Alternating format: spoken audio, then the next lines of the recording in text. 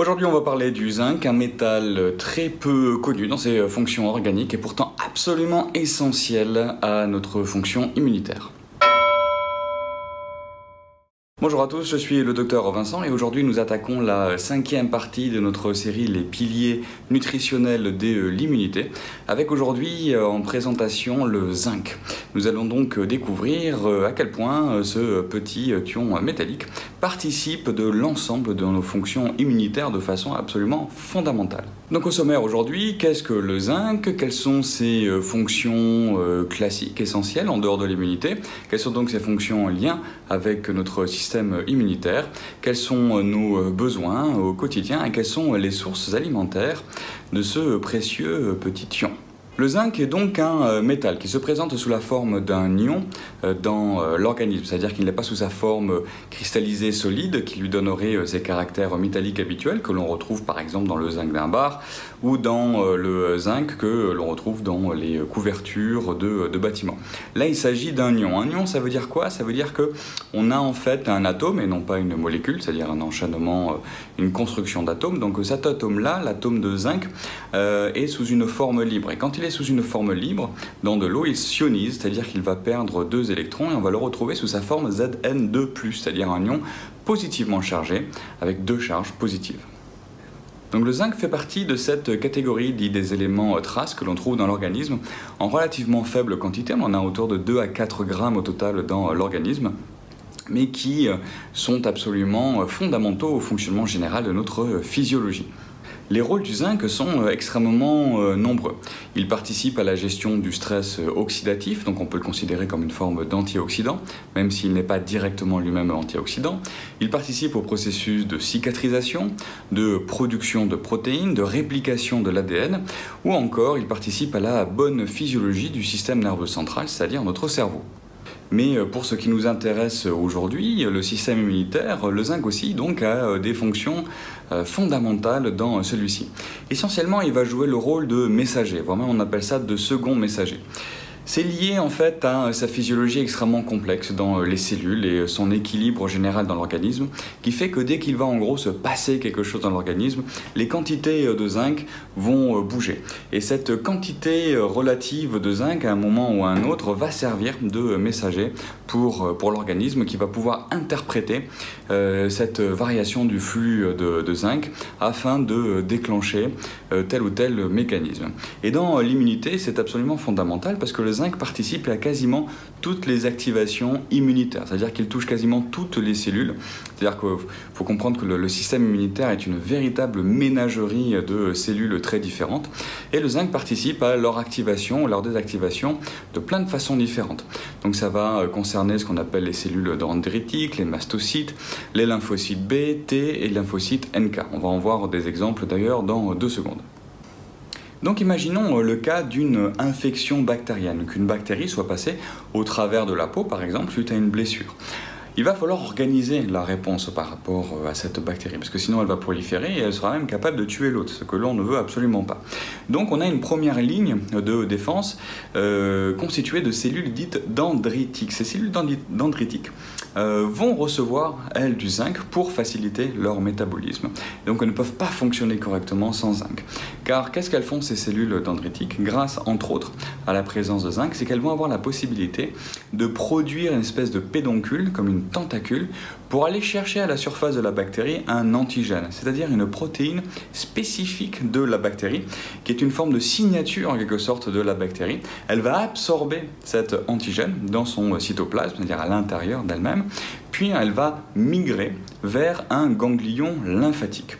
Qu'est-ce que c'est qu'un ganglion lymphatique? C'est ce que l'on a absolument partout et que l'on sent par exemple quand on a une angine. Quand on a une angine, votre médecin, en plus de vous dire « ah » et de regarder le fond de gorge, va aller rechercher la présence de ganglions ici, autour des carotides, sous la mandibule. En fait, on a toujours des ganglions, mais les ganglions, une fois qu'ils sont activés, deviennent douloureux et ils deviennent gros. Pourquoi? Parce que il y a une activation du système immunitaire, il y a une inflammation et donc les lymphocytes doivent être produits en plus grande quantité pour pouvoir répondre à une attaque. Et ceci en fait est largement permis par ces cellules dendritiques qui, une fois arrivées au niveau du ganglion lymphatique, vont présenter leur antigène à un lymphocyte pour l'activer. C'est-à-dire qu'à ce moment-là, il va devenir agressif et va donc faire partie de la réponse immunitaire contre la bactérie qui a franchi une frontière qu'elle n'aurait pas dû franchir. Un autre exemple d'utilisation du zinc par le système immunitaire est dans l'activation des lymphocytes de type B.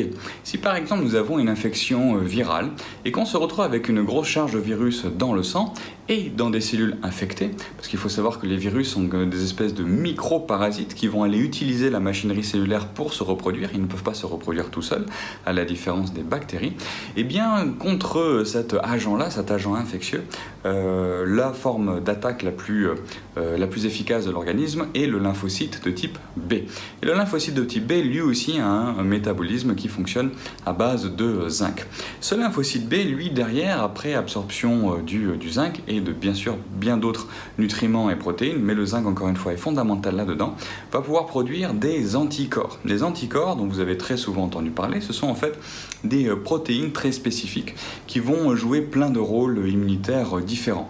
Mais entre autres, ce qu'ils vont permettre de faire, c'est d'aller s'agglutiner contre les virus qui sont circulants et permettre leur destruction, ou bien encore, ils vont aller taper en quelque sorte sur des cellules infectées pour permettre leur apoptose et leur explosion, de façon à faire en sorte que le virus ne puisse pas se reproduire. C'est-à-dire que dans ce cas-là, on va sacrifier la cellule qui est infectée pour empêcher le virus de se reproduire.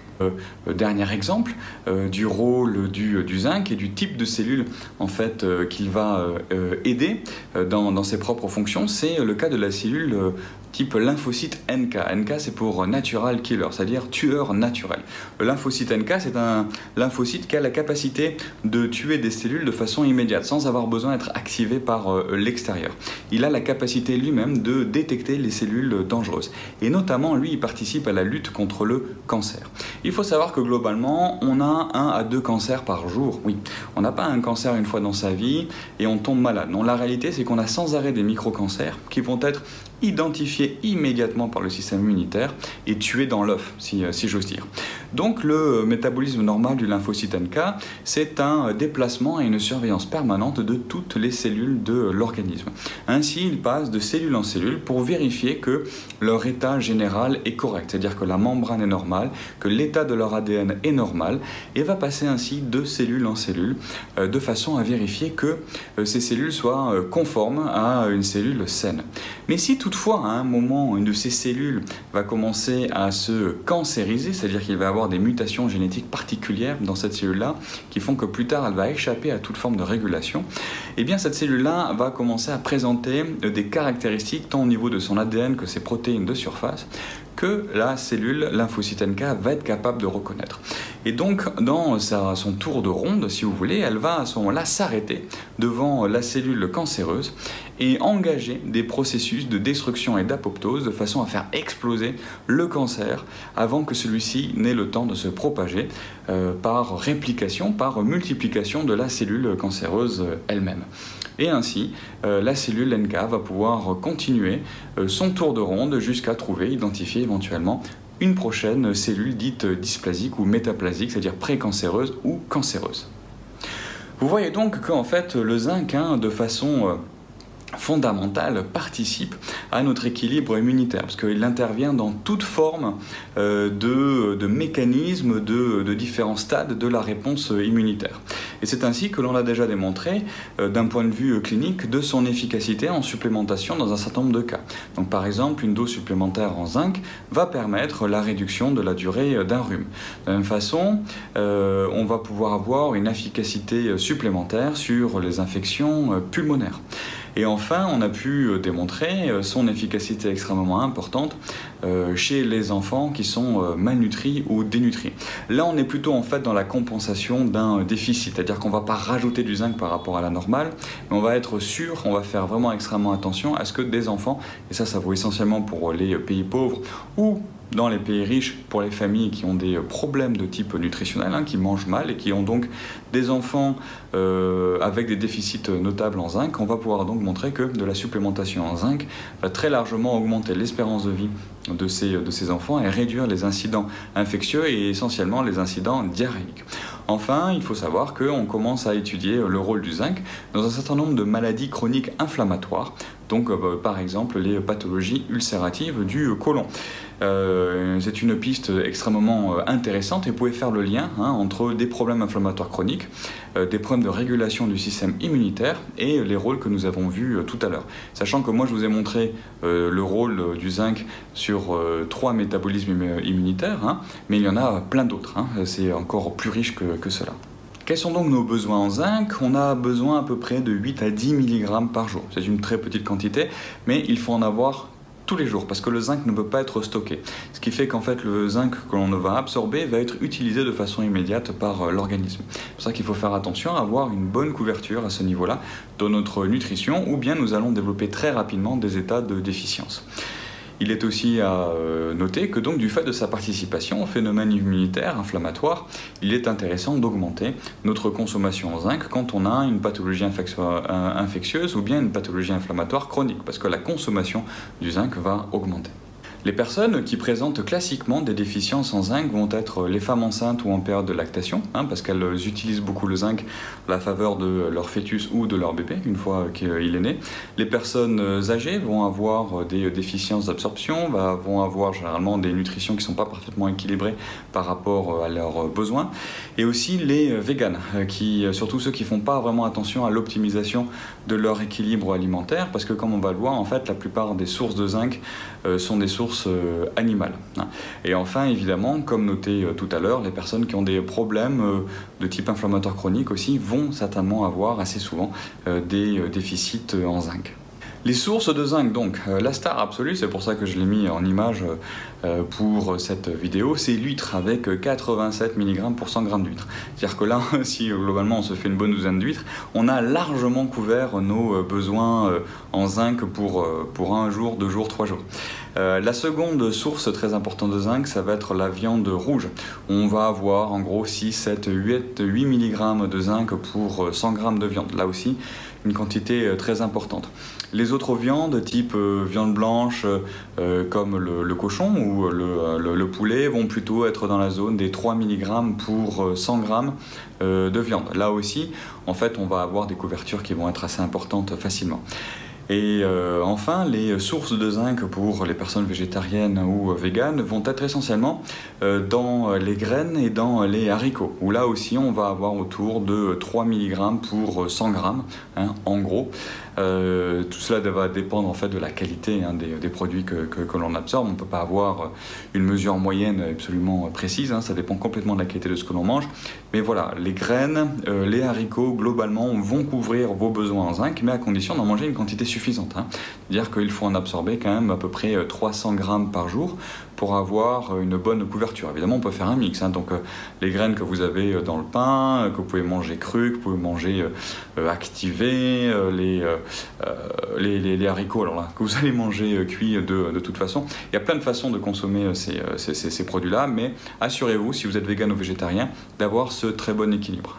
D'ailleurs, je ferai plus tard des vidéos spécifiques pour l'équilibre alimentaire des végans et des végétariens, parce que c'est pas parce qu'on s'affranchit de produits de type de source animale qu'on a une alimentation nécessairement équilibrée.